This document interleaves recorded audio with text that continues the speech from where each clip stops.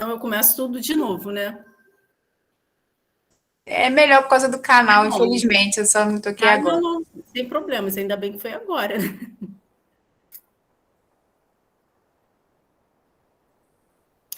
Boa tarde, pessoal. Hoje vamos dar início ao nosso terceiro encontro, tá? Da terceira edição do Quintas da Química. Hoje nós vamos falar um pouquinho de Química na Perícia e vou inicialmente falar sobre a organização do evento. Posteriormente, vamos dar início à palestra do professor Riel, que vai durar em torno de 30, 40 minutos. Vai ter a rodada de perguntas e vamos finalizar o encontro de hoje com a apresentação do concurso de vídeos caseiros, tá? Com o aluno vencedor do dia de hoje, tudo bem? Então, meu nome é Patrícia Prado, sou vice-coordenadora do curso pós-médio em Química. Esse evento ele é feito em parceria com os coordenadores do curso técnico de Química Integrado, que temos como coordenadora a professora Rafaela Tereza, o vice-coordenador, o professor Eduardo Coelho.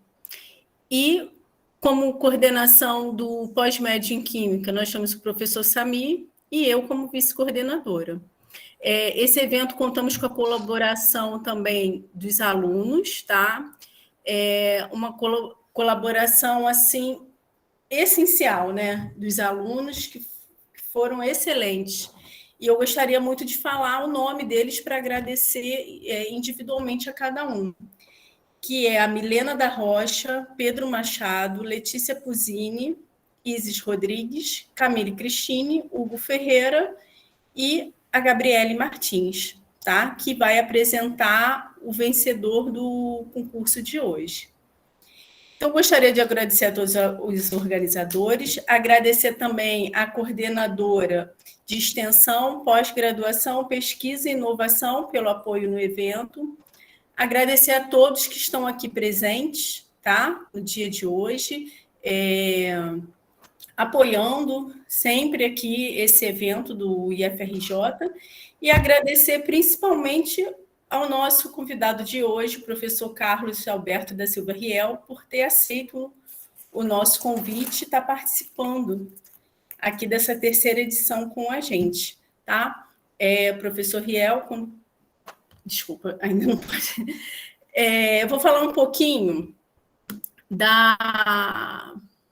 do currículo, né, da vida profissional do professor Carlos Riel, que é um ex-aluno nosso, é um ex-aluno aqui da época da Escola Federal, né, Escola Técnica Federal de Química do Rio de Janeiro, que isso nos engrandece, nos envaidece demais receber um ilustre ex-aluno num evento nosso, né, que agora somos IFRJ, mas temos, né, essa ligação muito forte. E o professor Riel foi licenciado em Química pela UERJ, mestrado e doutorado pelo Instituto de Química da UFRJ, ex-perito criminal do Estado do Rio de Janeiro, professor do Departamento de Química Analítica do Instituto de Química da UFRJ desde 1993, é coordenador do Grupo de Desenvolvimento Analítico composto pelos laboratórios de Química Forense, de Química Arqueológica, Laboratório de Ensaios e Metodologias Aplicadas e Laboratório do Estudo de Plantas Bioativas da Restinga da Barra da Tijuca. E hoje nós temos a honra, né, de recebê-lo aqui para dar uma palestra sobre o título A Química na Perícia. Professor, quando o senhor quiser compartilhar a tela, começar a apresentação, tá?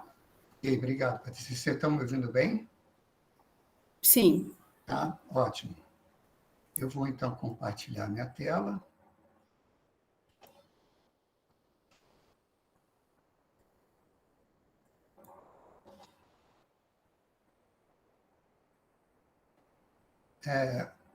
Inicialmente, eu queria agradecer a Patrícia pelo convite. Na verdade, não foi um convite, isso foi um desafio, porque me pedir para falar de alguma coisa, principalmente envolvendo perícia, em 40 minutos, para mim é um grande desafio. Eu não consigo, normalmente eu levo de 1h30, 2 horas falando, brincando, e ainda sobra assunto. Então, esse foi um grande desafio, eu conseguir moldar alguma coisa que eu conseguisse ficar nesse tempo que a Patrícia me deu, bem curtinho. Eu vou tentar ser o mais objetivo possível. Para mim é um prazer poder estar falando com vocês, inclusive, só para acrescentar, Patrícia, eu falo isso também com muito orgulho, eu fui um dos alunos que participaram da comissão organizadora da primeira semana de Química da Escola Técnica Federal de Química do Rio de Janeiro. Então, como normalmente vocês me convidam para participar na Semana de Química, para mim é uma honra poder participar disso e levar para vocês o que eu andei adquirindo de conhecimento ao longo do tempo. Então, como a Patrícia falou, eu fui perito criminal, antes de ser professor da UFRJ, eu fui perito criminal por praticamente 5 anos na Polícia Civil do Rio de Janeiro. E quando eu fui para a UFRJ, na verdade, foi uma coisa até, vamos dizer assim, escolha de Sofia, né? Porque eu estava na perícia do Estado e aí um grupo de peritos resolvemos fazer concurso para a perícia federal, da Polícia Federal. Né? Foi uma época em que existia um gargalo muito grande de peritos, tanto na esfera estadual como federal, e aí nós fizemos o concurso. E, no mesmo tempo que abriu o concurso para a Polícia Federal, abriu o concurso para a UFRJ, para ser professor lá, e eu já estava fazendo, na época eu estava fazendo meu doutorado, e eu fiz os 2 concursos, e eu passei nos 2 concursos, e eu fiquei naquela, para onde eu vou, e acabei optando pela universidade, o que não me desligou da parte pericial, porque quando a gente começa a trabalhar com isso, é um pouquinho de cachaça, a gente fica meio assim ligado com a coisa e não larga mais, né? Então, eu ainda mantenho um certo vínculo com a parte pericial em alguns trabalhos que eu oriento dentro da UFRJ. Bom, mas eu vim aqui para falar sobre a química na perícia criminal.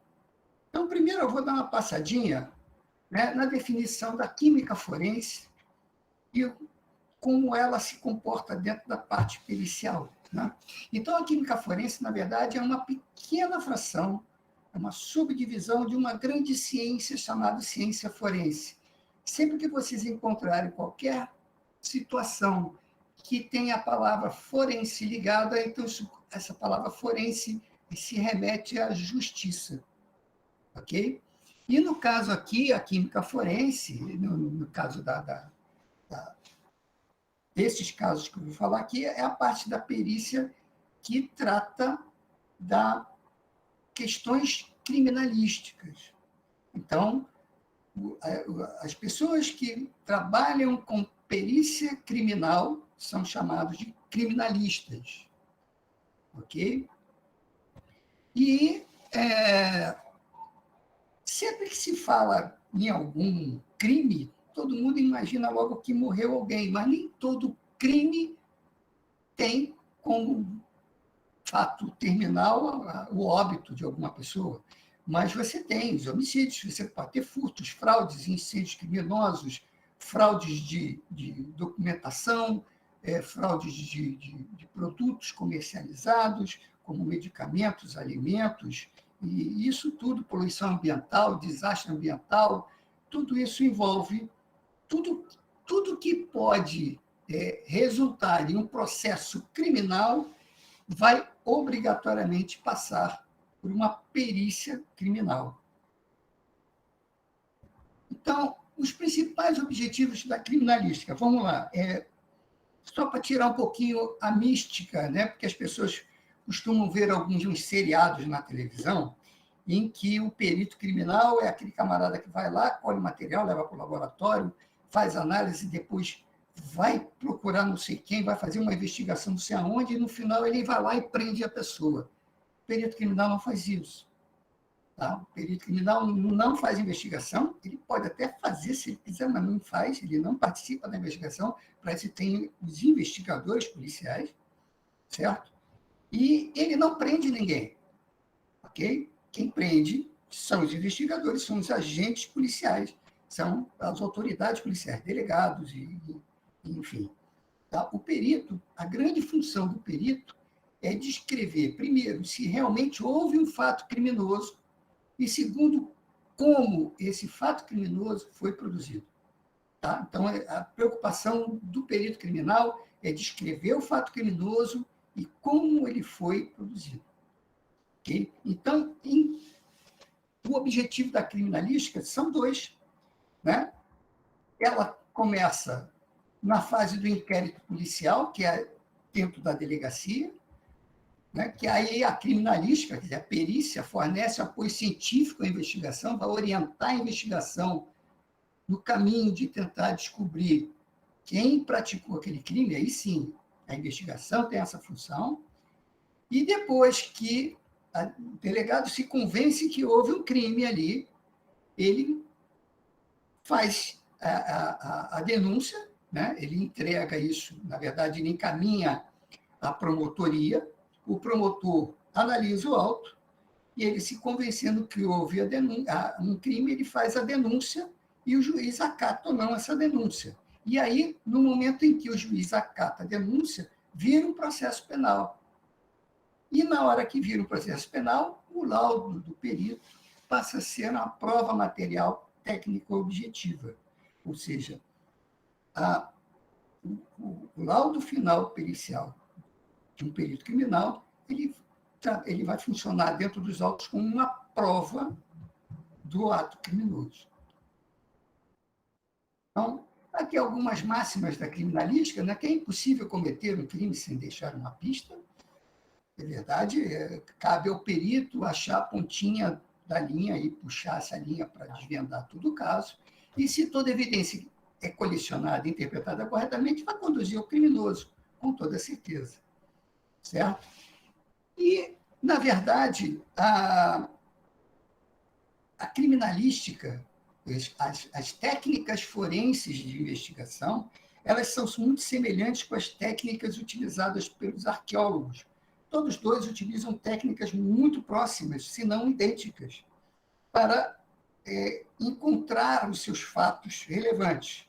A grande diferença entre uma investigação arqueológica e uma investigação criminal, né, do criminalista, é o fator temporal. Tá? Na questão do crime, a gente está falando de algo que aconteceu há algumas horas, alguns minutos, alguns dias, semanas, no máximo alguns poucos anos. Já na arqueologia, a gente está falando de coisas que ocorreram centenas ou milhares de anos atrás. Certo? Então, a análise científica da evidência é frequentemente crucial para a demonstração da culpabilidade ou inocência. O que eu quero dizer isso? Que o perito criminal ele tem uma responsabilidade muito grande, tá, dentro desse processo todo, porque ele, com a caneta e uma folha de papel, na hora que ele executa o seu laudo, ele pode condenar um inocente ou soltar um criminoso. Então, ele precisa ter muita responsabilidade na confecção do seu laudo. Tá? Então, mas, na verdade, como é que a química pode auxiliar na elucidação de um crime? Bom, essa pergunta ela vem diretamente com a participação da química dentro da criminalística. Como toda boa ciência, ela também é subdividida em áreas para ficar mais fácil. Então, a gente tem alguns especialistas em algumas áreas. Tá? Então, as divisões das criminalísticas são quais? Dinâmica de homicídio, onde eu tenho um fato de alguém que perdeu a vida por um ato criminoso, então tem um homicídio, e a química ajuda nisso aí. Como? Por exemplo, se essa morte é uma morte suspeita de ser, por exemplo, por envenenamento, o perito de local, ao chegar no local, né, e examinar o local do crime, ele pode encontrar sobre uma mesa, sobre algum lugar, em alguma parte desse espaço onde ocorreu o suposto crime, um prato com resto de comida, um copo com resto de bebida, e ele vai arrecadar esse material e encaminhar para uma análise posterior, uma perícia complementar feita no laboratório de criminalística, onde o perito que vai examinar esse material vai tentar encontrar dentro desse resto de alimento ou do resto de bebida que tem naquele copo, se há alguma substância que possa ter causado a morte dessa pessoa. Enquanto o corpo da vítima vai para o Instituto Médico Legal e lá, após a necrópsia, é retirado material para análise toxicológica, onde se vai determinar a causa-morte daquela pessoa. Então, se ela realmente foi envenenada, lá no Instituto Médico Legal, a toxicologia identificar alguma substância, e essa substância também estiver presente naquele alimento, naquela bebida ou naquele material que foi encontrado pelo perito no local e encaminhado para o laboratório de criminalística, você começa a fechar o elo da coisa. Okay? Então, a química atua na dinâmica de homicídio. Dinâmica de acidente de trânsito, química ajuda? Sim. Se eu tenho 2 veículos de cores diferentes que colidem e essa colisão acaba gerando pelo menos uma lesão corporal em alguém e um dos veículos se evade e depois a polícia vai ao encontro, o cara se nega a dizer que esteve presente naquilo ali, a apreensão do veículo, a análise da tinta, porque quando você tem contato de 2 veículos, né, sempre que você tiver contato de 2 corpos, você tem transferência de material de um corpo para o outro. Então, se os veículos têm cores diferentes, né, ou mesmo que não tenham cores diferentes, a tinta de um vai estar no outro e a tinta do outro vai estar no um. Então, o perito pode ir lá, coletar um pouquinho do material que foi agregado no local do choque e fazer a análise e comparar a composição da tinta de um veículo com o outro para dizer se realmente aqueles 2 veículos se envolveram naquele acidente, entre outras observações que podem ser feitas ali. Na documentoscopia, a química também atua. Atua como? Ela atua determinando se, por exemplo, a autenticidade de um documento. O criminoso pode fazer o quê? Pode pegar um documento, falsificar esse documento e dar um aspecto de antigo. Eu tenho um documento de 1930 que diz que aquele terreno é meu.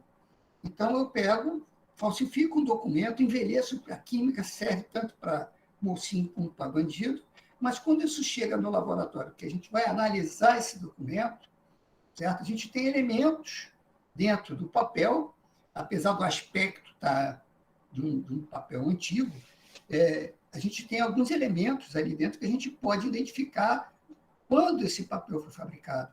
E a tinta utilizada para a assinatura do documento, ou mesmo para a impressão, se foi datilografado ou tudo mais, se isso foi uma coisa mais recente ou não. Tá?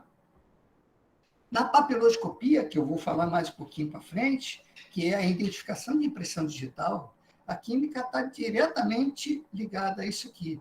É através de alguns processos químico-físico-químicos que a gente consegue levantar a impressão digital, e eu vou falar isso daqui a pouco, eu entro mais em detalhes mais para frente.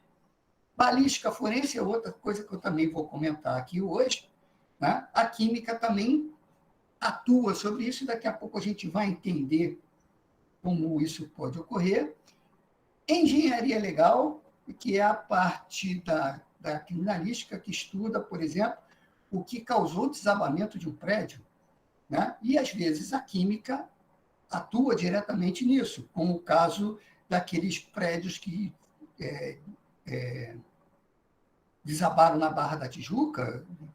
Voltou à tona outro dia a discussão sobre esse problema, e que, na hora que foram fazer a análise do material utilizado para preparar a fundação do prédio, descobriram que a empresa responsável por isso, em vez de usar a areia própria para a construção civil, ela usou a areia da praia, que estava ali abundante do lado, né, para fazer esse fundamento. E esse concreto feito com essa areia da praia, você não pode usar a areia da praia para fazer concreto? Até pode, só que você primeiro, no mínimo, tem que lavar essa areia para tirar o sal. Tá? O sal é uma coisa que desestrutura a formação, a consolidação do cimento. Então, foi isso que causou o desabamento desse prédio. Além de detecção de corrosão de material, que a química também funciona nisso aí. Aqui que está o nosso calcanhar de Aquiles, é onde a química ainda não dá seu pitaco, que é na contabilidade legal, né? Onde se faz as contas do prejuízo aí, da lava-jato da vida, e em breve, quem sabe, a gente já vai estar vendo aí, ensinando as moléculas a contato, de repente a gente pode dar um palpite ou outro nessa brincadeira. E depois disso tudo, você também tem a química legal, que é a química forense. Então, normalmente, tudo que não é resolvido em nenhum desses outros locais vai parar na química, e a química dá a sua solução. Então, vamos começar pela impressão digital. Tá? Impressão digital é uma coisa que já demanda de muito tempo. As características da impressão digital remontam do século XIX, 1883, né, que foi descobrido pelo Arthur Coleman, que a gente tem a impressão digital nossa, ela é desenvolvida ainda na fase fetal. A partir do 6º mês de gravidez, a gente já tem, no 6º mês de gestação, a gente já tem essas impressões digitais, e essa impressão digital fica com a gente até a nossa morte. Ela não muda. Apesar do dedo crescer, a impressão digital, o formato da impressão digital, ela não muda, ela continua igual. Tá? Para que você mude a impressão digital, você precisa ter alguma coisa mecânica ou alguma doença, né? Algum problema dérmico, uma queimadura, uma dermatite, uma doença que vai alterar a sua pele. Senão, ela não muda. Ok? E aqui a gente tem aqui nessa imagem os quatro padrões básicos da impressão digital. Tem arco, como está aqui, né? Faz um arco assim. A presilha interna, onde esse laço, a parte de dentro aqui do laço está voltado para dentro da palma da mão, ou a presilha externa, quando esse laço aqui, essa pontinha, está para fora da mão. Né? Presilha é uma das tipos de impressão digital mais comuns aqui no Brasil, e o verticilo, que forma essas formas arredondadas. Mas não são só esses são os 4 grandes grupos. A primeira separação das impressões digitais são feitas nesses 4 grandes grupos. O que vai diferenciar são alguns pequenos detalhes que ocorrem dentro daqueles grupos, que é uma ponta de linha, um cerro, uma bifurcação, uma ilhota. Então, cada um vai ter isso aqui numa posição, certo? E essas impressões digitais não são repetidas. Ou seja, a probabilidade de você ter 2 impressões digitais iguais é muitíssimo pequena, estatisticamente, em função de todos esses detalhes, 1 em cada 4 trilhão de gente que vai ter, como a gente só tem bilhões de pessoas no planeta, ainda, provavelmente, não existem 2 pessoas com a mesma impressão digital. Certo? E o que é impressão digital? A impressão digital nada mais é que o resultado do nosso suor, é parte excretada por nosso corpo, certo? E essas glândulas aqui, as glândulas sebáceas, apócrinas e écrinas aqui, produzem essas secreções, principalmente as écrinas e sebáceas que estão na nossa mão, ok? Na mão, no pé, e elas vão produzir a impressão digital. Então, quando a gente tem a impressão digital, talvez a gente bota a mão em algum lugar, a gente deixa um pouquinho da gente ali, que é a impressão digital. Certo? E de que é formada a impressão digital? Principalmente desses compostos aqui. Mais detalhes, de mais interessantes que a gente vai colher aqui, são os aminoácidos e as gorduras, tá? Os ácidos graxos e esteroides. Além do cloreto, também é um componente bem interessante de composição do nosso suor. E é através disso aqui que a gente vai usar, com esse conhecimento da composição do suor, é que a gente vai tentar evidenciar uma impressão digital que está latente. A impressão digital é um tipo de vestígio que não é visível normalmente, né? Porque a gente não consegue ver a impressão digital assim simplesmente, a não ser que tenha em cima de uma superfície com um contraste muito bom, mas normalmente a gente não consegue ver direito a impressão digital. Então, ela precisa ser evidenciada, precisa ser levantada. Tá? Uma das maneiras que a gente pode fazer isso é usando a técnica do pó. Como a impressão digital contém uma quantidade de gordura muito grande, a gente usa a capacidade dessa gordura de se absorver algum pó sobre essa gordura. Tá? Então, o que a gente pode usar? Se eu tenho um fundo claro, eu preciso usar um pó escuro. Então, vou usar um desses pós pretos aqui, certo? Se eu tenho um fundo escuro, eu tenho que usar um pó claro. Então, eu vou usar uma dessas misturas aqui de pó claro, que são branquinhos, para levantar uma impressão digital. Então, aqui, por exemplo, o técnico está fazendo o levantamento, aqui o perito está fazendo o levantamento de impressão digital no suporte branco, usando este pó aqui, ó, esse pó de óxido de ferro.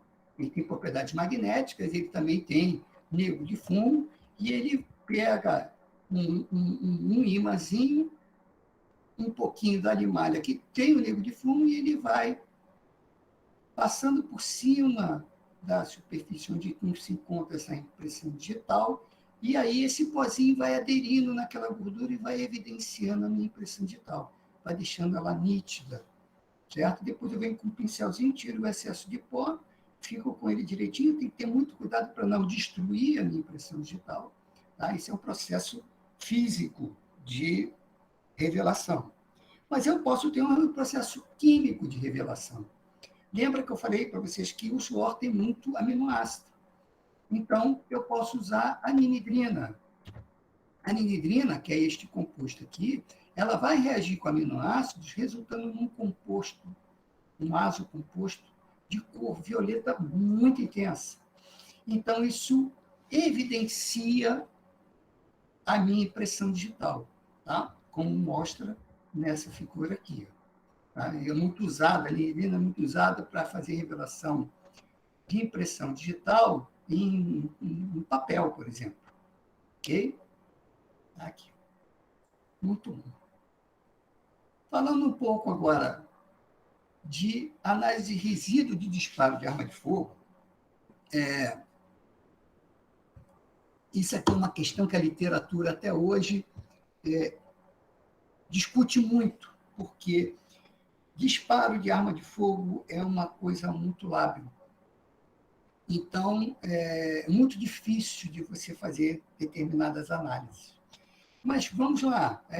Quando a gente fala de disparo de arma de fogo, a gente está falando essencialmente, pelo menos, de 3 tipos de armamento. Um revólver, né, onde a munição fica aqui no tambor. A pistola, onde a munição fica no tambor, ela tem uma janelinha aqui, ó, que depois que você dispara, o próprio gases de ejeção expulsa a cápsula vazia por essa abertura aqui. Isso é importante para a gente, nesse tipo de análise. E uma carabina. Né? Isso aqui, na verdade, é uma arma de caça, mas que está na mão dos delinquentes por aí. Então, vamos falar um pouquinho da química disso aqui. Né? Você tem um cartucho, que é a unidade de munição das armas, e ela é composta pelo projétil ou projetil, o português aceita os dois, certo? Que ele, normalmente, ele é confeccionado ou em chumbo nu ou em chumbo encamisado. O que é chumbo encamisado? É um núcleo de chumbo com uma capinha, uma proteção por fora, tá? De ou latão, ou cromoníquel, ou aço, ou latão. Tá? A maioria dos projetis são de chumbo nu, e não é à toa que ele tem chumbo, pelo menos no núcleo, né? Por ser um metal extremamente denso e dúctil, ele é maleável. Então, o chumbo foi escolhido para se preparar munição, não foi à toa. ele tem umas características muito interessantes. Eu posso ter uma munição pequenininha, um projetil pequenininho, mas com uma massa razoavelmente grande. Então, tem um poder de impacto muito grande. E, por ele ser dúctil, ele deforma no impacto. Então, o que isso causa? Isso causa um ferimento um pouco mais severo. Então, projetis de chumbo eles causam ferimentos maiores do que os encamisados, normalmente, porque por causa da sua capacidade de deformação. Ele impacta, deforma, aumenta a sua superfície, então ele vai fazer um arrasto maior de material. Né? Até na perícia, a gente tem a máxima que, quando a gente encontra uma vítima de arma de fogo, a gente normalmente olha o corpo para ver aonde está a perfuração de entrada e se o projetil saiu do corpo, onde estaria a perfuração de saída. Se ele tem essas duas perfurações, a característica, a gente vai identificar a entrada pela saída, que pela entrada a gente tem um buraquinho e para sair tem um buracão, tá? Por causa do arraste de tecido. Tá? O estojo, que é onde o projetil é preso, certo? Normalmente ele é feito de latão, mas pode ser feito de aço inoxidável ou liga de níquel cromo.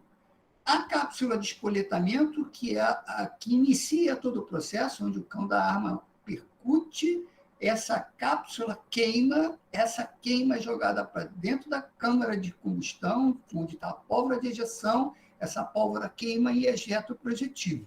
Aqui, só de curiosidade, o tempo que a espoleta leva para queimar é de 0,1 milissegundo, e a temperatura que essa espoleta, quando queima, chega é de 1.500 a 2.000 graus.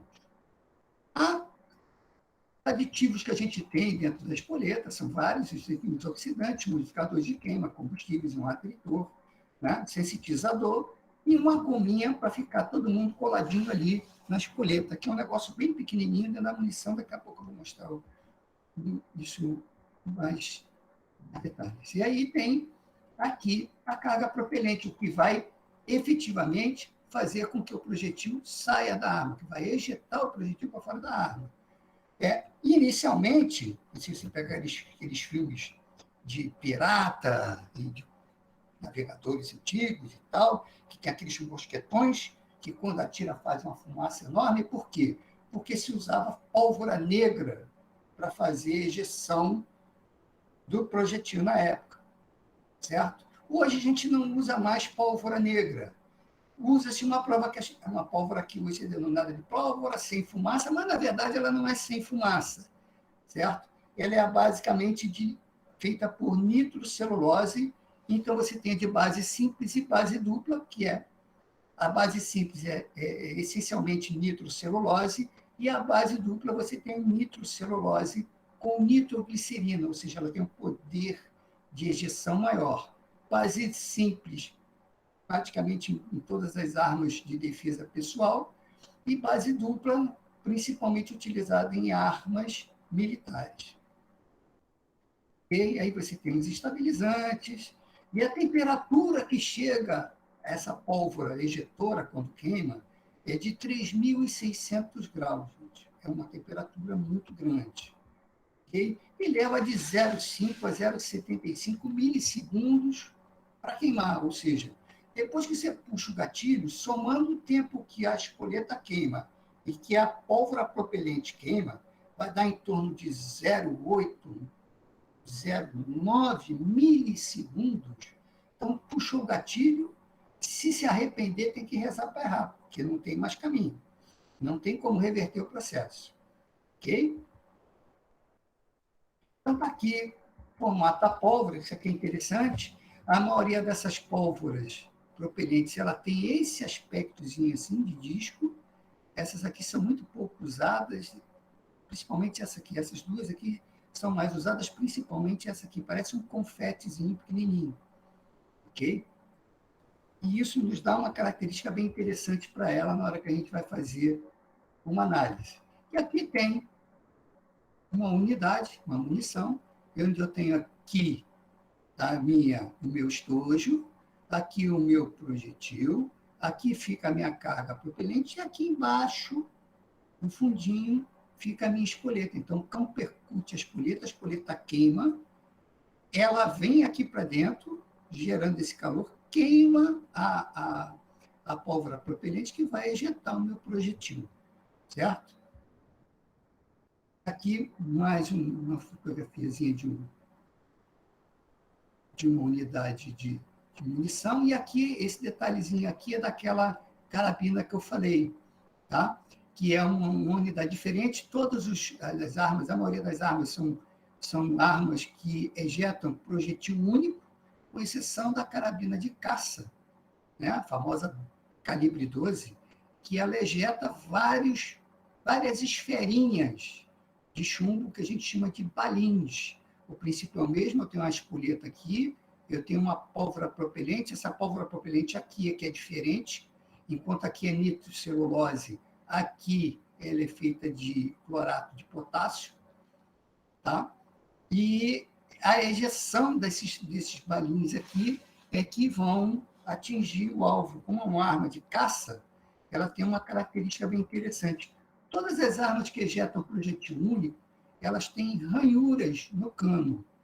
Tá? Então, o projetil ele tem esse diâmetro maior aqui. Tem esse diâmetro maior aqui. Tá? E quando ele passa pelo cano, essas ranhuras cisalham o meu projetil, gerando fragmentos pequenininhos. Okay? Esses fragmentos vão ser importantes mais lá para frente. Essas ranhuras servem para quê? Para promover no projetil com uma trajetória retilínea. Ela vai promover um movimento de rotação que vai ajudar o projetil a romper o atrito com o ar e ter um trajeto retilíneo. O que não acontece naquela que tem as esferinhas, que a gente chama de arma de alma lisa. O cano não tem enraiamento, e essas esferinhas, quando saem do cano, elas abrem um cone. Por isso que ela é uma arma de caça para acertar pássaro voando. Então, quando a gente atira, puxa o gatilho, assim que a espoleta queima e queima a pólvora, esta aqui é a queima da pólvora propelente, e aqui nós temos o projetil saindo, então a fumaça da queima da pólvora também sai pela arma. Vê que essa fumaça vai ter contato com a mão da pessoa que disparou. Okay?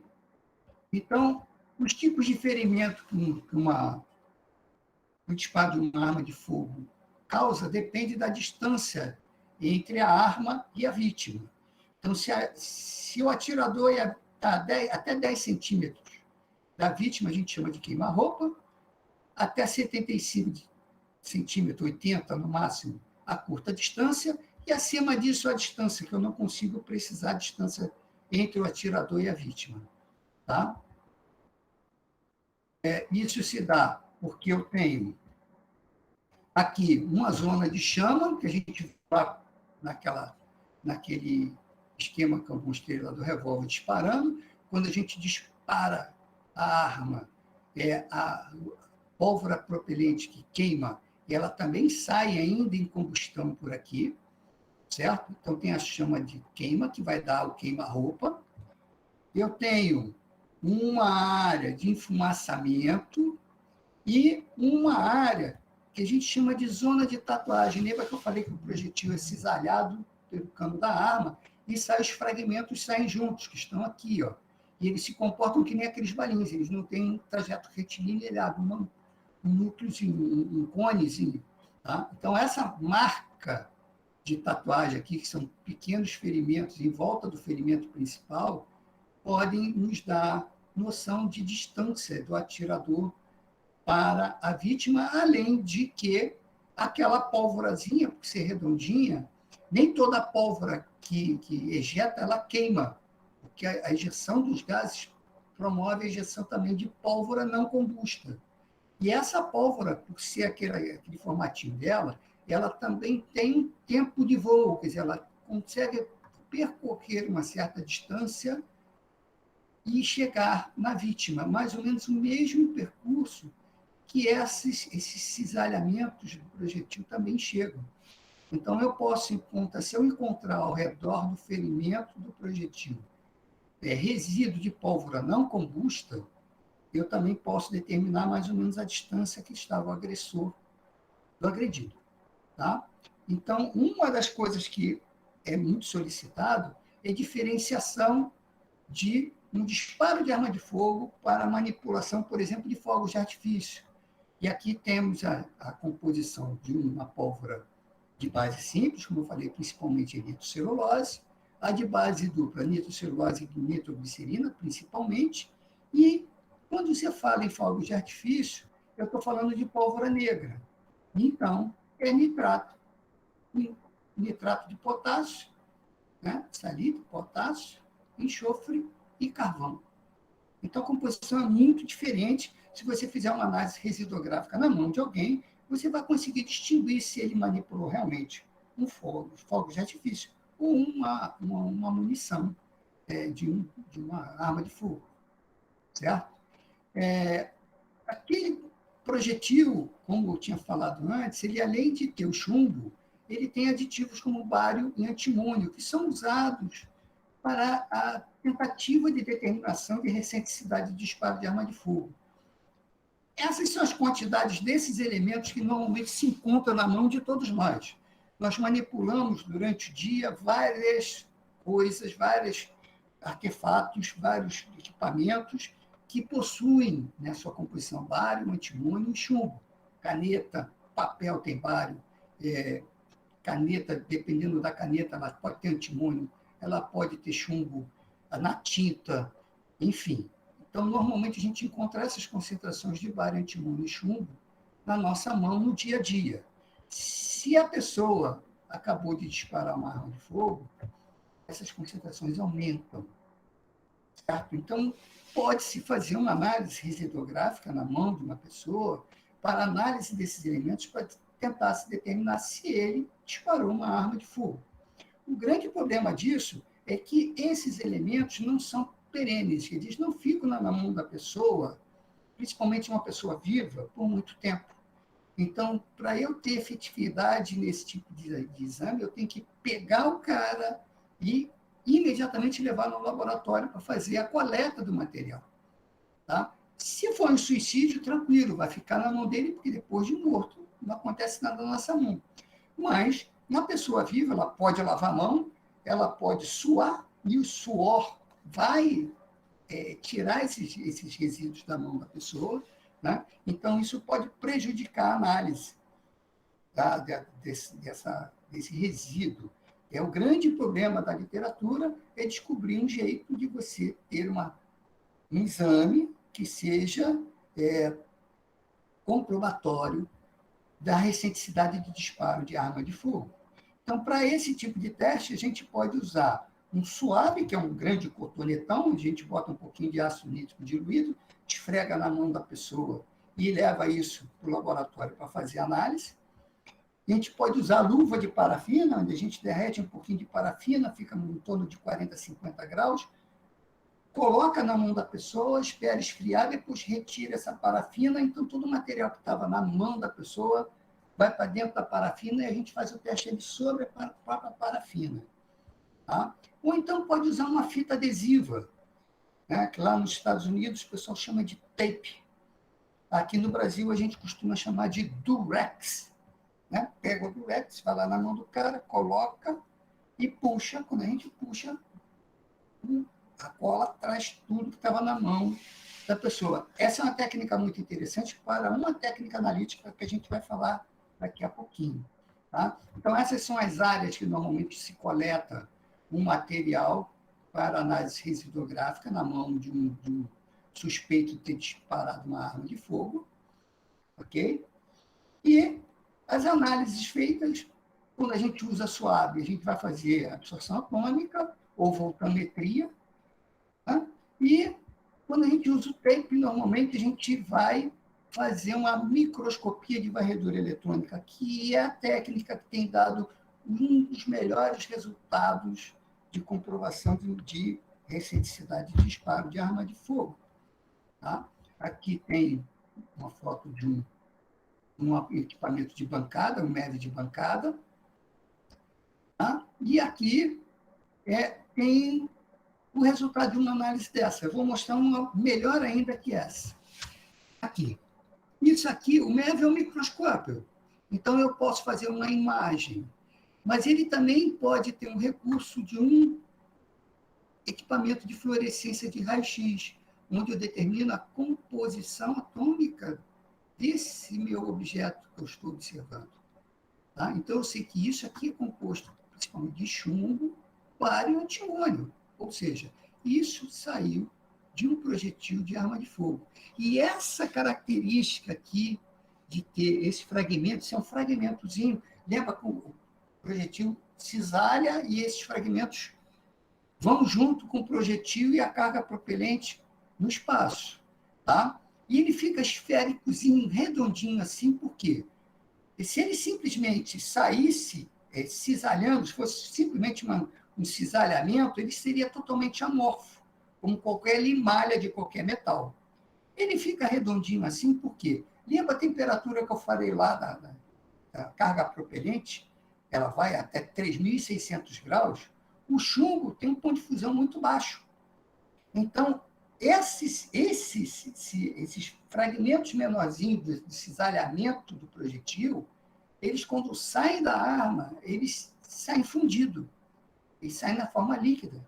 E aí eu tenho uma diferença de temperatura muito grande, sai de 3.600 graus de dentro da arma para a temperatura ambiente. Vamos dizer que tem até um verão muito bom aqui, 45 graus. Ele sai de 3.600 vai para 45 graus. Então, isso edifica muito rápido. E como ele está sendo ejetado, ele acaba pegando essa característica de ficar bem esférico. Então, isso é uma característica de que isso é um material de chumbo que foi submetido a uma temperatura muito grande. Bom, eu já estou quase que passando do meu tempo que a Patrícia me deu, tá? Eu vou terminar aqui, mas antes disso, como ela falou, eu sou coordenador do GRUDA, né? Do Grupo de Desenvolvimento Analítico, a gente chama carinhosamente de GRUDA. Normalmente as pessoas que vão lá grudam e ficam lá por muito tempo, né? E é composto, o grupo é composto por 4 laboratórios: o Laboratório de Química Forense, o Laboratório de Ensaios e Metodologias Aplicadas, o Laboratório de Estudo de Plantas Bioativas da Restinga da Barra da Tijuca e o Laboratório de Química Arqueológica. O Laboratório de Química Forense é a continuidade da vida de perito, que isso não larga a cachaça de sempre, a gente sempre está brincando com alguma coisa referente a isso. O Laboratório de Estudo de Plantas Bioativas da Restinga da Barra da Tijuca vem da minha formação em produtos naturais. A gente, essa parte até está um pouco parada, mas a gente, por muito tempo, trabalhou com plantas comuns aqui, nativas, da Restinga da Barra da Tijuca, que tinha prospectando plantas com atividades antibióticas e antioxidantes.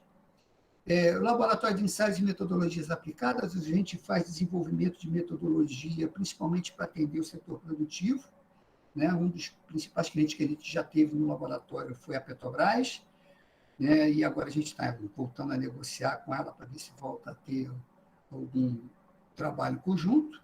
E o Laboratório de Química Arqueológica, que no momento se encontra um pouco parado pela a tragédia que aconteceu no Museu Nacional. A gente tinha uma parceria com o Museu Nacional muito interessante.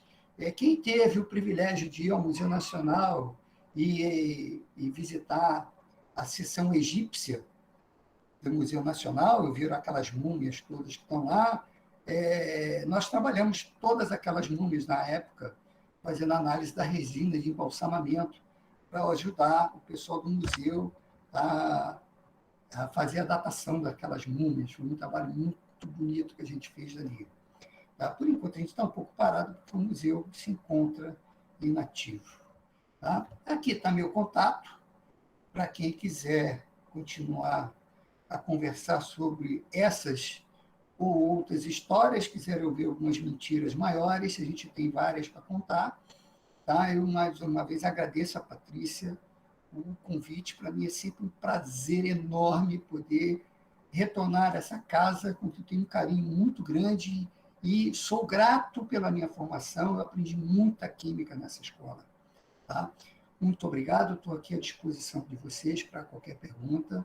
Patrícia, obrigado. Desculpe aí o avançar do tempo, que para mim realmente 40 minutos é uma coisa desafiadora demais. Imagino que sim, que 40 minutos realmente é um tempo curto para um assunto tão curioso, né? E enriquecedor também, mas a apresentação foi maravilhosa, passou por vários assuntos, foi bem completa, mesmo com esse tempo reduzido. E temos várias perguntas, né? Como era esperado. Estamos aqui para isso. Eu lembro que o senhor tinha comentado alguma coisa comigo do seu horário de aula. Se É avançar... 6h30, tenho tempo. Então tá bom. Qualquer tempo. coisa, o senhor... Não, eu já avisei os alunos que pode ser que eu chegue um pouquinho atrasado, acredito que não, mas eles vão ficar me aguardando, eles são bem complacentes com isso. Tá bom. Eu vou começar pela pergunta da... eu ia agradecer também, né, o senhor ter aceito esse convite, ter aceito o meu convite, e mesmo com as limitações de tempo e tudo mais, aceitou esse desafio, né? Meu muito obrigado em nome do IFRJ. Eu que agradeço. A primeira pergunta é da Suzelei, que ela disse: essa área é de grande interesse de muitos químicos, porém, eu gostaria de saber sobre o campo de trabalho. É somente Polícia Civil e Polícia Federal? Bom, na área criminal, sim. Só pode atuar como perito criminal aquela pessoa que tenha diploma de nível superior, concursada. Na verdade, no concurso inicial, ela faz um vestibular para a Academia de Polícia, vai ter que fazer o curso de formação de perito na Academia de Polícia, e depois, ela passando nesse curso, ela é investida no cargo. Então, para perito criminal, só pode atuar como perito criminal uma pessoa investida no cargo, ela tem fé pública, por isso que ela tem que ser investida no cargo. Existem algumas outras perícias, que é a perícia judicial, onde a pessoa trabalha diretamente com o juiz da área civil ou da área de família, mas é um mercado muito restrito. Aqui no Brasil não tem outro caminho. Se você quiser trabalhar como perito criminal, tem que fazer concurso para uma polícia estadual ou para a Polícia Federal ou a Polícia Distrital. A outra pergunta é da Thalita: o que seriam presilhas?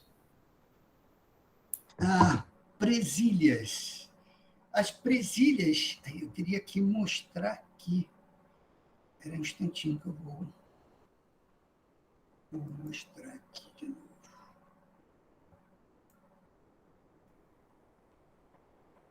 Vamos lá nas presilhas.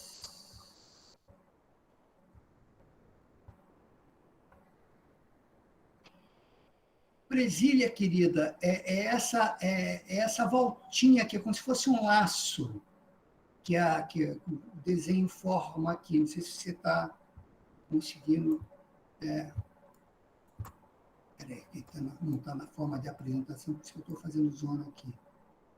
Não está na forma de apresentação. Essa forma aqui, ó, forma tipo um laçozinho assim, como se eu estivesse prendendo alguma coisa, um laço, tanto para um lado como para o outro. Esse formato aqui que a gente chama de presilha. Ok? Foi claro? Sim. José Alberto Bonapace. Aquelas impressões digitais de silicone do filme Missão Impossível realmente existem? Bonapace, existe. Existe, você consegue... É um dos lances falhos do sistema de biometria, né? Na parte de impressão digital. Você consegue tirar uma cópia da impressão digital de uma pessoa e fazer um molde de silicone. É um trabalho cachorro, mas dá para fazer. Tá? Infelizmente, dá para ser feito. Isso é verdade. Bianca, a impressão digital só tem nas mãos e nos pés? Nas mãos e nos pés, nos dedos. O do pé, normalmente a gente perde muito fácil, porque o pé a gente usa para se locomover, então tem um grande atrito com o chão. Então, normalmente a gente cria calosidades e tudo mais, mas é uma impressão muito interessante, tanto é que é usado nas maternidades para identificar o recém-nascido. O recém-nascido ele é identificado com a mãe pela impressão plantar do pé, a impressão digital do pé. Tá? Assim que a criança nasce, vai lá para o pediatra, ele pega, passa uma tintinha, vai num pedaço de papel e faz aquela impressão ali para não entregar a criança para outra pessoa, né? Não ter confusão. Edilene, após a cicatrização de uma queimadura, a impressão digital continua a mesma ou é possível que ocorram mudanças? Depende do grau dessa queimadura. Se ela for uma queimadura muito superficial, muito branda, ela não vai prejudicar a sua impressão digital. Mas se ela criar uma lesão, ela pode alterar a sua impressão digital, sim.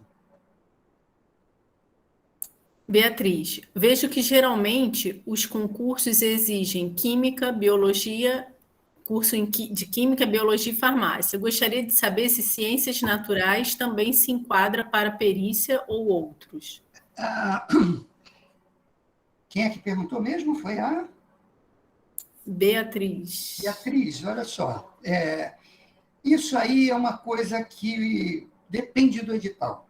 Tá? Normalmente, essas profissões mais novas, elas normalmente não estão listadas nos editais. Então, os editais saem para químicos, você tem vaga para perito criminal, quais são as profissões que ele pode ser perito criminal? Químico, farmacêutico, biólogo, químico, não licenciado, tá? Apesar de eu ser licenciado e fui perito criminal, a legislação hoje não admite um licenciado como perito criminal, tem que ser, no mínimo, bacharel em química. Então, engenharias, contabilidade, engenharia diversa, veterinário, todas essas profissões elas estão dentro do rol dos peritos criminais. Tá?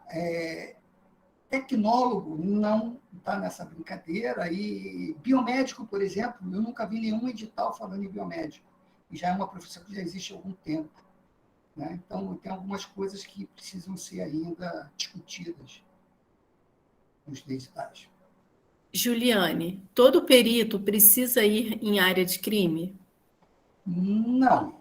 Normalmente, quem vai no local do crime é o famoso perito de local. É um perito especializado em local de crime. Esse sempre vai ao local de crime. Agora, quem é o perito de local de crime? Pode ser qualquer um perito. Um perito em química pode ser perito de local de crime. Tá? O grande problema da perícia, que serve, às vezes, assim, as pessoas se iludem, eu sou químico, estou fazendo concurso para perito criminal, e quando eu conseguir entrar, eu vou para dentro do meu laboratório fazer minhas análises de material, não sei o quê. Não. Por exemplo, a minha primeira lotação como perito criminal foi perícia de local em Araruama. Pasmem, existia uma carência de perito naquela época absurda. Existia um vácuo de quase 50 anos sem concurso para perito. No concurso que eu fiz para a Polícia Civil do Rio, tinham 20 vagas para químico, passamos 7. Dos 7, nenhum em primeira lotação foi para o laboratório. Todos foram para locais. Tá? Isso aí depende da cabeça do chefe. Lorena, a especialização na área de perícia criminal acontece como? Por processo seletivo, concurso? Existe alguma faculdade ou curso específico? Sou de uma cidade pequena do interior de Pernambuco e quase não é tocado nesse assunto. Bom, vamos lá. No Brasil, para ser perito criminal, você tem que ser concursado para alguma polícia estadual, distrital ou federal. Tá? Não existe... foram criados alguns cursos, algumas universidades, por exemplo, a Universidade de Ribeirão Preto, a USP Ribeirão Preto, inicialmente criou um curso de química forense, para formar peritos. Hoje, esse curso é um curso de bacharel em química com formação pericial. Porque o que acontece? Não adianta eu dar um curso superior. Nos Estados Unidos, você tem faculdade de forense, universidades, cursos forenses universitários. Aqui no Brasil, não tem como, porque não tem mercado de trabalho para isso. O cara vai se formar e ele não vai trabalhar como perito. Ele precisa fazer um concurso para ser perito. Então, não adianta ter o diploma de perito. É muito específico, é um diploma muito específico com um mercado muito fechado. Então, você vai num curso genérico, químico, biólogo, farmacêutico, seja lá o que for, e se especializa nisso. Se você tiver afim, você vai fazer o concurso, vai entrar para a academia de polícia, vai fazer o curso de formação e depois você vai se especializar em alguma coisa dentro da perícia. Tá? Então, isso é uma grande amiga que trabalhou comigo na Polícia Civil, foi para a Federal, não me perdoa até hoje de não ter ido para a Federal com ela. Ela já até se aposentou, mas continua não me perdoando. Ela é farmacêutica, trabalhava comigo no laboratório de análise química na Polícia Civil do Rio de Janeiro. Na Polícia Federal, ela trabalhou no Laboratório Nacional de Criminalística em Brasília um tempo, depois veio para o Rio, ficou fazendo trabalho de química aqui, e depois ela se especializou em documentoscopia. Ela se aposentou como especialista em documentoscopia. Tá? Então, isso aí é muito relativo. Vai muito, depois que você entra, você mais ou menos vê a área que você vai querer seguir. Né? Lucilene, eu também gostaria de saber, pois também moro numa cidade do interior de Mato Grosso do Sul e gostaria de saber qual a idade limite para se inscrever, pois tenho 42 anos e sempre quando aparece alguma coisa relacionada é para a faixa de 24 a 30 anos no máximo. Existe essa faixa de idade para concursos dessa área? Olha só, para concurso público, qualquer concurso público, limite de idade não pode ser feito desse jeito. Normalmente, é só se tiver alguma coisa muito específica. Concurso público, para você ser funcionário público, a sua limitação de idade, no caso, é 70 anos para homens e 65 para mulheres. Por quê? Você, para fazer concurso, você tem que, pelo menos, para ser funcionário público, tem que ficar pelo menos com 5 anos no cargo. E como o limite de trabalho por idade para homem é 75 anos, então, se ele tiver mais de 70, ele não vai cumprir esses 5 anos. Então, ele fica proibido de fazer concurso para qualquer cargo público. Então, não existe esse limite. Por 40 anos, 50 anos, você está apto a ser perito em qualquer local, desde que abra o concurso. É uma pergunta que foi a minha. A análise de dinheiro falso entre qual categoria pericial? É de documento? Documentoscopia. É o setor responsável por verificação de fraudes contra o erário nacional. Outra pergunta do professor Bonaparte. E o fulminato de mercúrio na espoleta? Sim, meu amigo, grande amigo Bonaparte. As espoletas estão sendo trocadas, quer dizer, as munições estão sendo trocadas por umas questões ambientais e de saúde de quem trabalha com isso. Algumas coisas já foram trocadas. Eu vou te ser sincero, eu não estou muito atualizado, porque balística não é muito a minha praia. Eu não tenho acompanhado muito de perto isso. Eu sei que já existem até algumas munições que já não são mais de chumbo, são de material resinoso, e isso vai complicar um bocado a análise depois. O grande problema nosso é determinar se o cara realmente disparou uma arma de fogo ou não. O fulminato de mercúrio ele pode ser substituído por N outras coisas.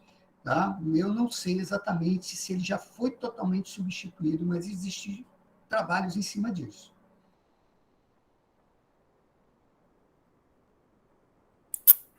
Suzilei. Desculpa.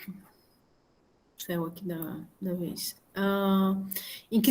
Lucilene, em que se baseia a bala explosiva?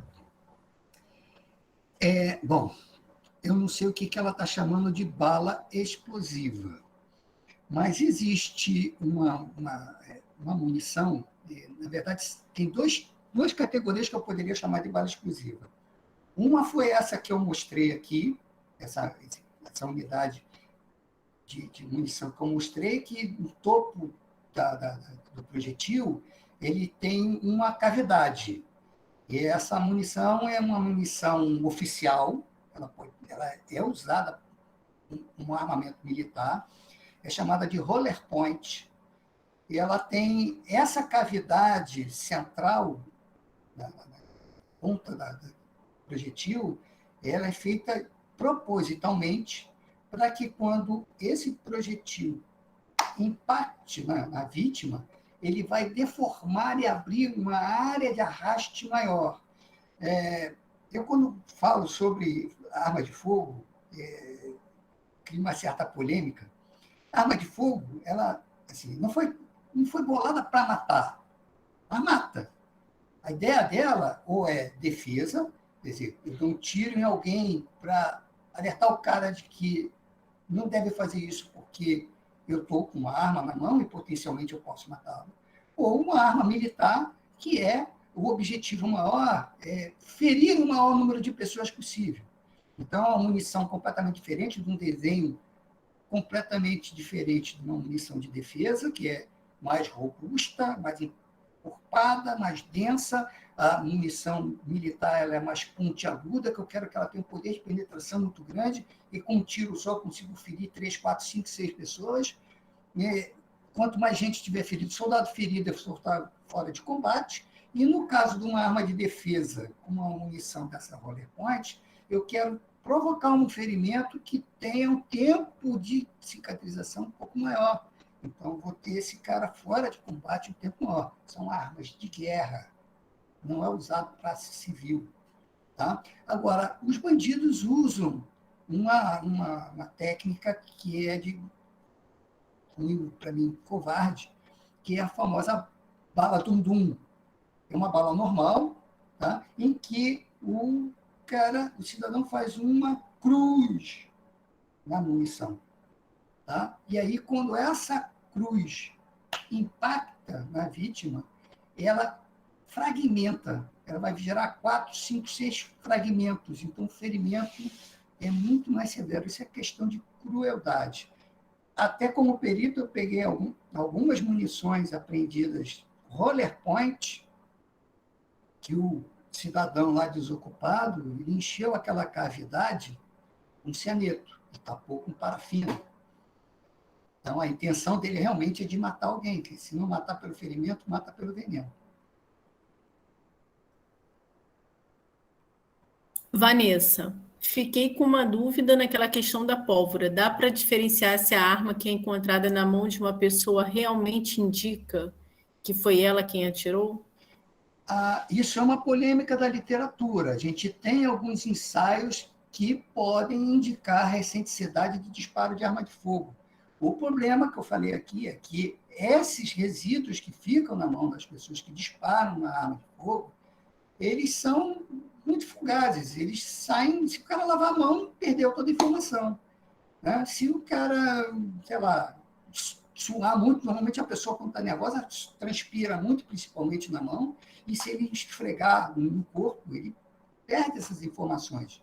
Então, é uma coisa um pouco complicada ainda de se fazer esse tipo de análise. É uma análise que é complicada, algumas pessoas propõem alguns marcadores, mas até agora não se chegou a nada que a gente possa dizer assim, não, isso aqui tem futuro.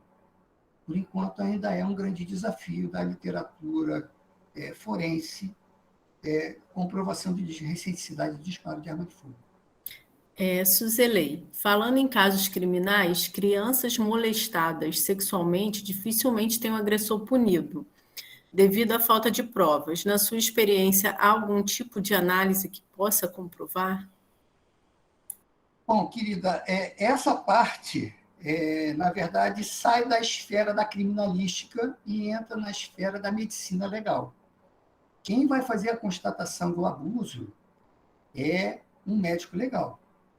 Tá? E aí eles têm recursos para isso, sim. Há recursos médicos legais de se detectar abuso, não só em criança, como em adulto também. Tá? mas isso aí entra na esfera da medicina legal, que não é a minha praia. Eu até palpito um pouco em toxicologia, mas a medicina legal já é uma área um pouquinho fora da minha área. Mas a medicina legal tem recurso para isso, sim. Thalia, é verdade que se não tiver nenhum perito de local presente no momento de um crime, peritos de outras áreas podem ir no lugar? Sim, se eu tenho um local, uma cidade no interior, que houve um crime, que há necessidade da presença de um perito, e eu não tenho uma base pericial naquela cidade, vai ser deslocado o perito da base mais próxima para este local, com certeza. Nem todas as cidades têm base pericial. Isis. Não, desculpa, Tiago. Professor Riel, parabéns pela apresentação.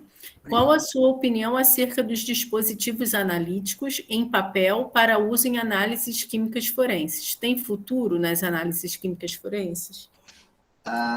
Tem futuro, né? Porque esses testes a gente chama de testes presumidos.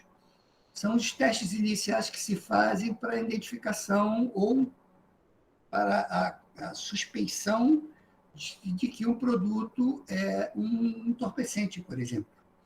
Tá? Se eu tenho um material proscrito. Então, isso é importante, sim, porque a legislação coloca alguns limites para você deter uma pessoa sob suspeita de material proscrito. Você tem 24 horas para comprovar que aquele material realmente é um material proscrito, uma droga qualquer. Então, esse teste, inicialmente, ele ajuda a diferenciar alguns materiais, né? Então, ele tem futuro, sim. Não é um teste que a gente possa usar como prova final, mas como uma varredura, como um screeningzinho, ele funciona bem. Professor, fazer uma pergunta minha, né? Sim. Como que anda o investimento em pesquisa nessa área? Querida, o Brasil melhorou muito de um tempo para cá, ele evoluiu muito na área forense. A área forense era uma coisa assim, muito em segundo plano.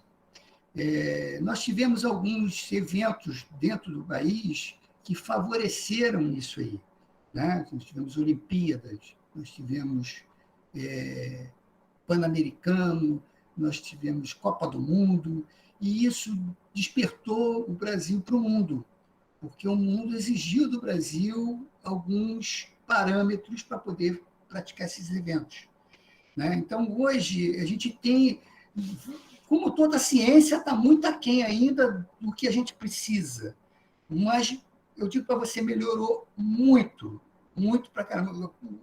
Inclusive, os recursos dos laboratórios forenses oficiais melhoraram absurdamente.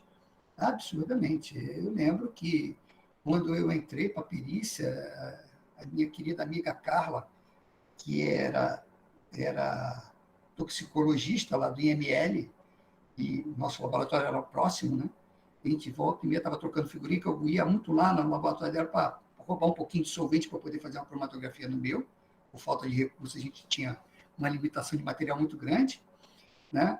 E a gente fazia as análises com métodos do início do século passado. Funcionavam, mas davam um trabalho cão para a gente. Os peritos trabalhavam muito, demais da conta, para conseguir chegar a uma conclusão de algumas coisas. Mas hoje o IML hoje tem espectrometria de massas, quer dizer, falta manutenção, falta investimento para manter as coisas funcionando, falta material para trabalhar, mas hoje em dia os recursos estão muito melhores do que na época que eu fui perito, era mais sofrido, eu garanto a você. Mas ainda falta muito, mas já evoluímos bastante mesmo.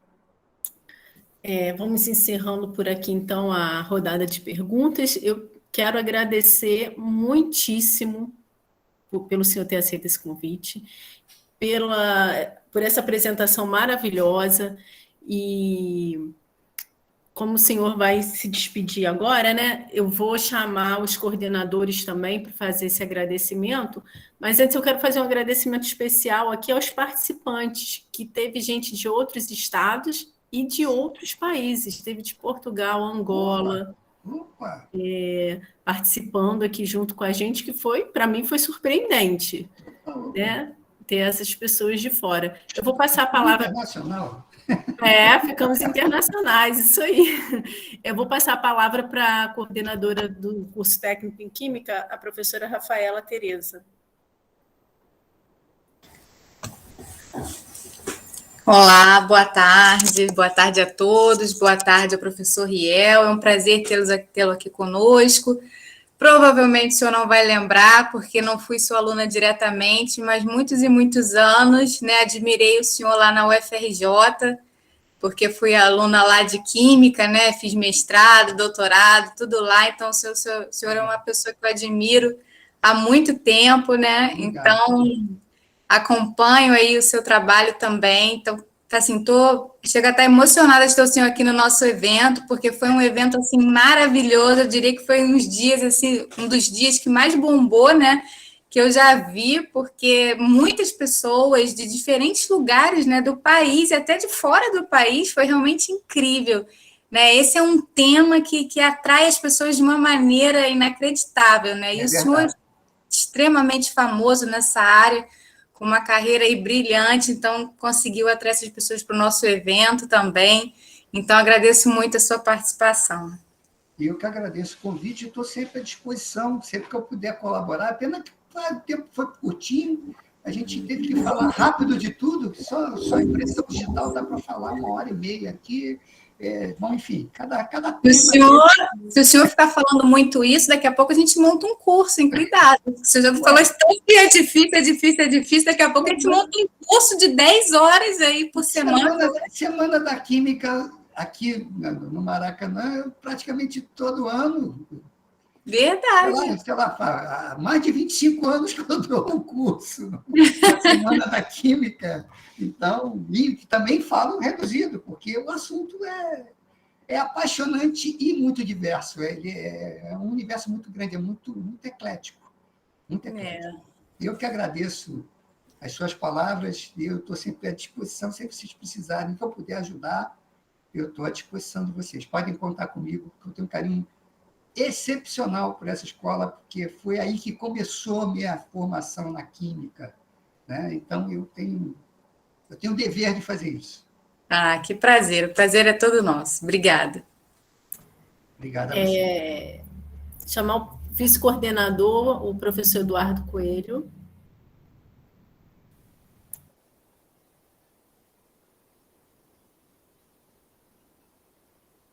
O microfone está desligado, Edu.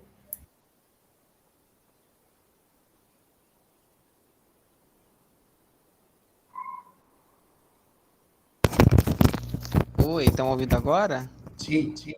Ah, tá.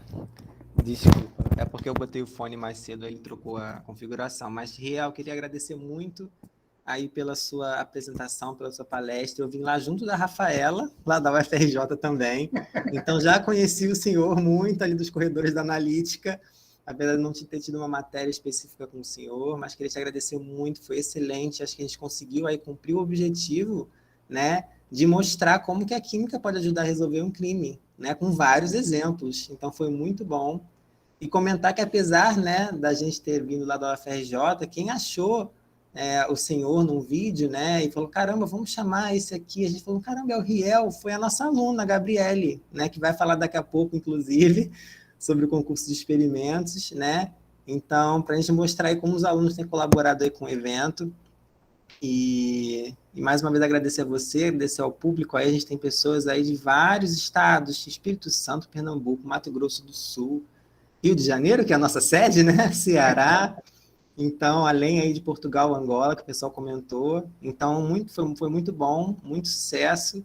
Te agradeço muito e desejo muito que a gente se encontre aí em outros eventos aí no futuro. Com certeza, estou à disposição. Eu que agradeço o convite mais uma vez e estou sempre aí à disposição de vocês. Falar sobre isso, para mim, é sempre um grande prazer, né? E assim, apesar de você dizer que eu falei muitos exemplos, eu tenho muito poucos exemplos que a perícia, que a química pode ilustrar essa brincadeira toda. A química é uma ferramenta fantástica na perícia criminal, fantástica, né? E tem muita coisa para ser desenvolvida ainda, muita coisa para ser estudada, muita coisa para ser colocada na literatura. É uma área muito grande. Exatamente. Só uma fração das possibilidades, né? Com certeza, com certeza. Ainda a gente vai dar palpite na contabilidade um dia. Os colegas estão começando a contar. Daqui a pouco a gente vai chegar lá. E agora eu vou convidar o coordenador do pós-médio em Química, o professor Sami Nasser. Oi, gente. Boa noite. Não, já é boa noite, né? Boa noite a todos. Pô, tu está no mesmo lugar que eu, cara? Estamos em salas espelhadas, diferentes, mas espelhadas. Eu queria também fazer coro aos demais colegas, agradecer a esse recorde aí de participação, foram mais de 100 aqui presentes. Esse é sempre um assunto extremamente apaixonante, né? Lembrar também ao pessoal para não sair correndo da sala, não, que a gente ainda tem o prêmio do vídeo do nosso discente aí, que ainda vai ser apresentado. E especialmente agradecer ao professor Riel. Eu já conversei, já tive conversa com o Riel aí alguns anos atrás, talvez ele não lembre, mas ele sempre foi uma pessoa que, pelo menos a lembrança que eu tenho, é sempre solícita. É lógico que ele tem os afazeres dele, como todo professor universitário, como todo professor aí, como nós, né, de instituições públicas, mas sempre tá arrumando, sempre arruma um tempo, sempre arruma uma brechinha, mesmo como hoje, né, que tem a aula e aí a Patrícia, só tem 40 minutos, aí ele deu o jeito dele aí, mas é isso, a gente pode fazer um simpósio aí, cada dia é um assunto, um dia é impressão, outro dia, enfim, várias ideias. Pior que pode. Então é isso, queria agradecer aí a todos, em especial ao Riel. Obrigado, gente. Eu que agradeço. Eu também, né, mais uma vez agradeço esse carinho, né, de todos que participaram, o carinho do professor. Rafaela, posso fazer o convite para abrir a câmera e fazer a foto agora?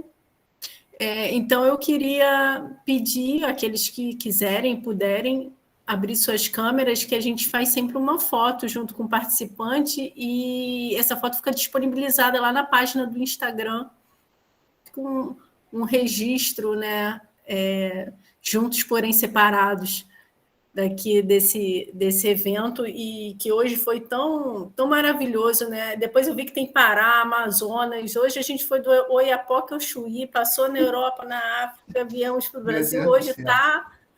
E batemos um recorde aqui de 115 pessoas, foi o máximo aqui que eu vi, não sei se teve algum outro momento.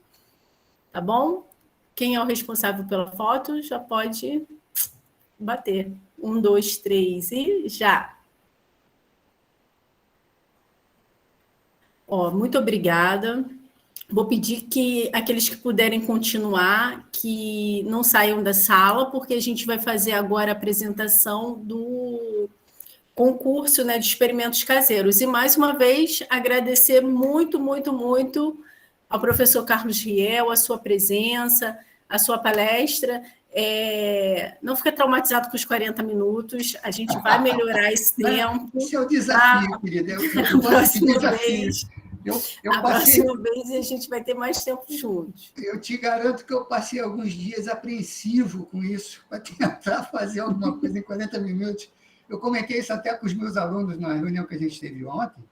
Eu falei para eles, eu tenho um desafio muito grande amanhã, que é falar sobre química forense em 40 minutos. Isso, para mim, é o grande desafio, mas eu vou conseguir. Não sei se eu consegui em 40, mas foi perto disso, com certeza. Foi 45. Foi 45, né? Eu não consegui em 40. Eu quero agradecer muito, mais uma vez, o convite. Me colocar à disposição de vocês, sempre que vocês precisarem, pode entrar em contato com o colega, você falou aí. Se eu não tiver naquele momento, a gente vai arrumar um jeito de atender em algum momento, a gente vai criar um buraco em algum lugar, vai mover alguma coisa para criar um espaço para poder atender um pedido de vocês, que para mim é uma coisa sagrada. Não Tá? vão faltar oportunidades, pode ter certeza. Estou à disposição de vocês, podem entrar em contato sempre. Se tiver alguma coisa que eu possa ajudá-los em qualquer coisa, é só entrar em contato. Eu quero pedir desculpa a vocês por não ficar para ver as apresentações dos alunos, que eu ia adorar Não, a em gente assistir. entende. Eu ia adorar em assistir, tá? Mas, infelizmente, eu tenho meus alunos me esperando daqui uns 2, 3 minutos para começar a minha aulinha. E eu vi aqui alguns rostinhos, além do Bonapace, meu querido amigo Bonapace, lá do Instituto de Química, que fez perguntas e tudo. Eu também vi o rostinho da Mônica passeando por aqui pela minha telinha. Um grande beijo para a Mônica. Bonapace, meu querido amigo. Mônica, nossa amiga de equipe da Química Analítica Quantitativa. Isso, grande perita também, viu? Grande perita também. Perita de mão cheia. Tá? Isso aí. E uma grande amiga. Tá? Saudade, muito tempo que eu não a vejo. E vamos ver se esse maldito vírus nos dá a oportunidade de nos encontrarmos novamente, pessoalmente, e termos uma vida um pouco mais decente, porque a Com vida certeza. hoje... Estamos sonhando com esse dia. Exatamente. Eu acho que no ano que vem a gente começa, não exatamente uma vida normal, mas a gente começa a ter alguma coisa melhor. Assim espero. Muito obrigada, professor. Muito obrigada. Eu, mais uma vez, agradeço e peço desculpa por não ficar. Gostaria muito, mas eu preciso ir para a minha aula. Tá bom? Ok, obrigada mais uma vez. Até a próxima. Qualquer coisa é só entrar em contato. Tá bom, obrigada. Obrigado a todos que estiveram aqui ouvindo a minha palestra. Muito obrigado mesmo. E se alguém quiser entrar em contato, fique à vontade. Tchau, tchau. Obrigado. Então, dando continuidade ao evento, né?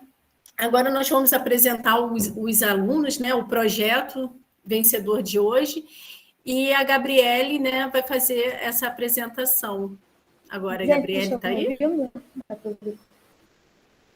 Então, gente, boa noite. Eu vim aqui anunciar o vencedor de hoje, né, do dia do concurso de experimentos, que foi o aluno Pedro Luiz Cabral Machado, do curso integrado de Química, com orientação da professora Grecê Tomassa Faguet Ondar.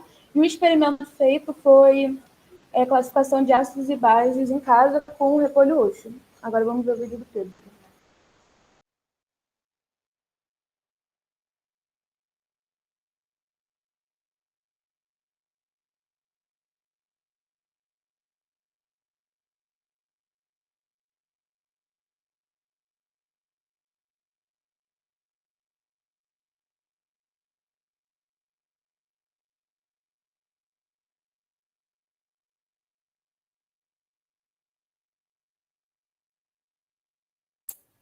Eles vão compartilhar a tela? Não está aparecendo.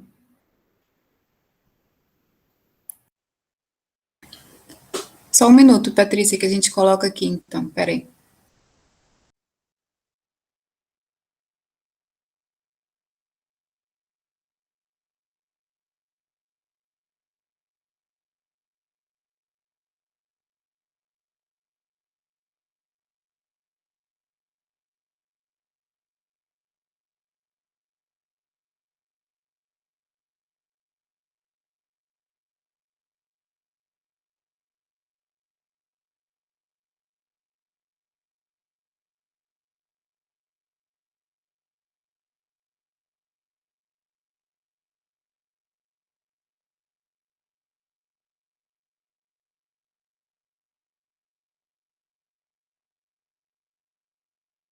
Meu nome é Pedro Luiz, eu sou estudante da Química 31 do IFRJ Campus Rio de Janeiro e eu venho trazendo esse concurso de experimento. O meu experimento ele é sobre medição de pH. Só que a nossa medição de pH a gente vai utilizar o repolho roxo.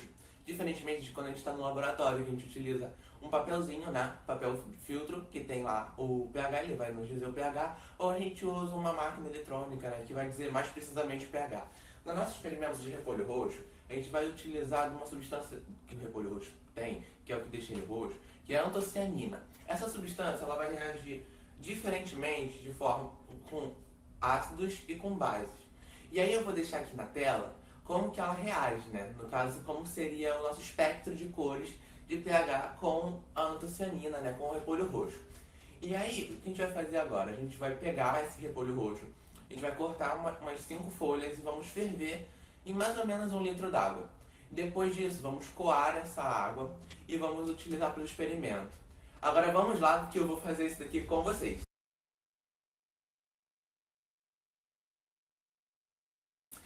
Bom, gente, voltamos com o repolho roxo, porque eu tenho que explicar para vocês o pH. Por quê? Porque a gente está fazendo uma experiência de pH. Como que a gente vai fazer uma experiência de pH sem explicar o pH? E aí vamos começar explicando como funciona a nossa a tabela do pH, né? A escala de pH. Ela é uma escala logarítmica, o que significa que quanto maior o número da escala, menor a quantidade de íons de hidrogênio soltos naquela solução ou naquela substância. E o que a gente vai fazer hoje? A gente vai usar a nossa antociacina para poder medir isso. Então, quanto mais íons de hidrogênio, ela vai reagir de uma forma. E quanto menos íons de hidrogênio, ela vai reagir de outra forma completamente diferente. E é isso, gente. Então, vamos voltar lá pro repolho. E aí, quando voltar com o repolho, eu volto aqui com vocês. Então, voltamos aqui. E agora já voltamos com a nossa água do nosso repolho roxo. A água aqui do repolho roxo. E temos várias substâncias. Temos aqui água sanitária, amoníaco. Aqui temos o bicarbonato de sódio, água, vinagre e limão. E agora eu vou botar aqui a água do repolho roxo em cada uma dessas tacinhas e vamos ver que cor que vai ficar.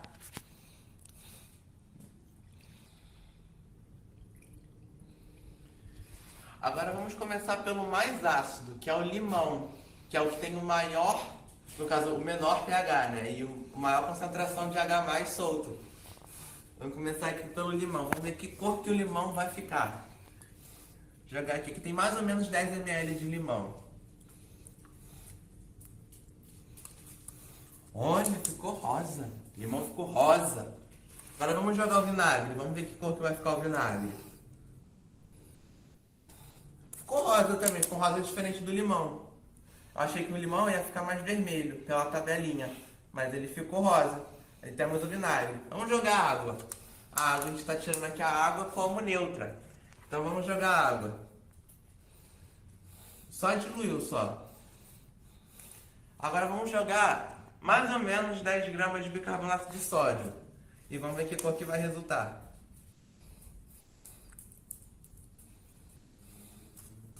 Eita.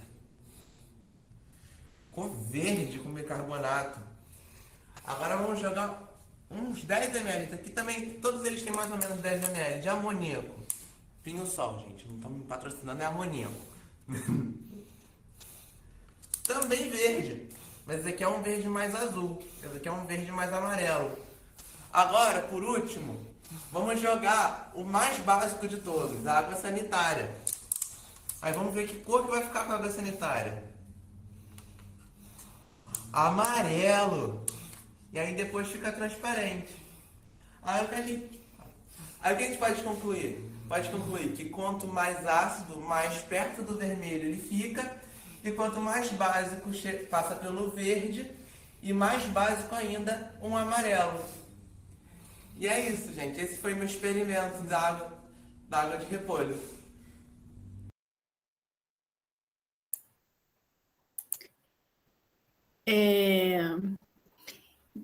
Que legal, né? Que foi essa apresentação do... Ih, gente, esqueci o nome dele. Rafaela, me ajuda. Qual foi o nome do aluno? É o Pedro, da QM 131. Do Pedro, da QM 131. Tá? Eu queria agradecer muito a iniciativa do Pedro, né, de ter enviado o vídeo com experimentos caseiros para a gente, que só nos enriquece aqui e nos aproxima, né, das nossas aulas experimentais, lá de mexer um pouquinho com os produtos químicos. Então, quero agradecer. Ele foi o vencedor da edição do dia de hoje, vai ganhar um voucher no valor de R$50 para ser utilizado na Livraria Cultura. É um prêmio, né, que a gente está dando para os vencedores. Parabenizar também a professora Grissé, que foi a professora orientadora, né, desse trabalho, e dizer que estamos chegando ao final né, de mais esse dia, do nosso terceiro dia, da terceira edição do Quintas da Química. E queria avisar vocês que na próxima semana, dia 21, às 5 horas, vou desligar aqui que está passando um carro de som.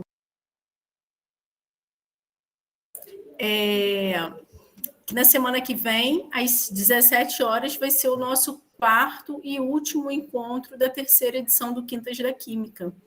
E eu convido todos vocês a retornarem. E na próxima semana a gente vai tratar do assunto de a química dos cosméticos, tá? Com quem é a palestrante? Eduardo? Rafaela? Qual é o nome da palestrante da semana que vem? Espera aí para eu lembrar o nome dela todo. Só um minutinho.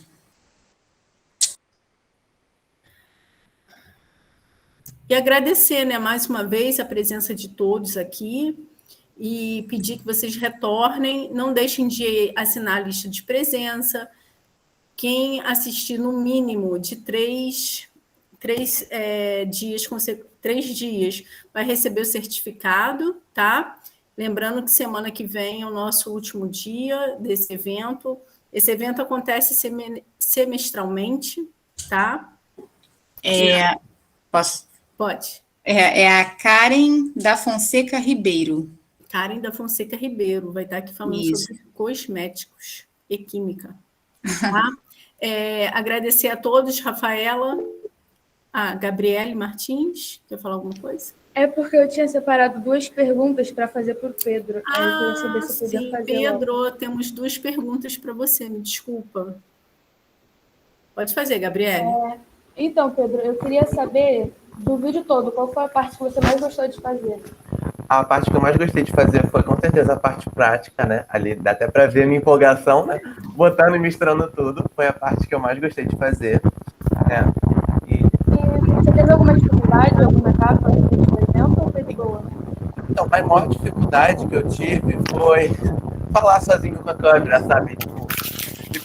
Enfim, foi bem difícil, né? E as dificuldades normais, porque eu quase não tive aula de laboratório. O período foi cortado no primeiro período, logo depois da primeira prática. E não foi nem prática de química, foi de biologia. Então foi totalmente novidade para mim. Entendi. Então, parabéns, Pedro, pelo vídeo, eu amei. E parabéns por participar também. Parabéns, obrigada por participar. Obrigado. Tem mais uma pergunta, Gabriele? Não, são só essas mesmo. Tá bom. Agradecer a todos, né? E passar a palavra para a Rafaela para fazer o encerramento de mais esse dia.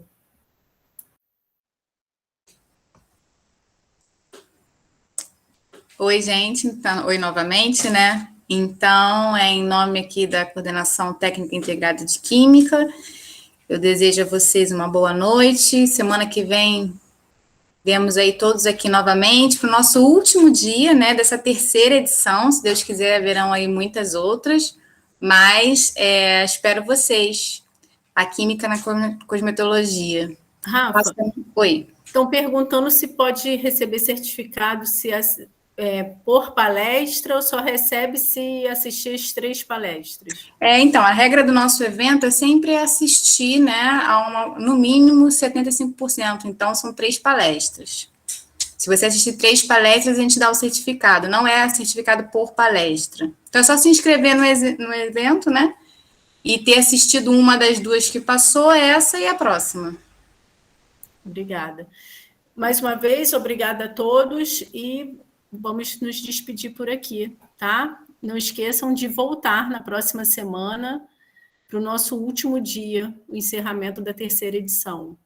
Tchau, tchau. Obrigado pela presença de todos.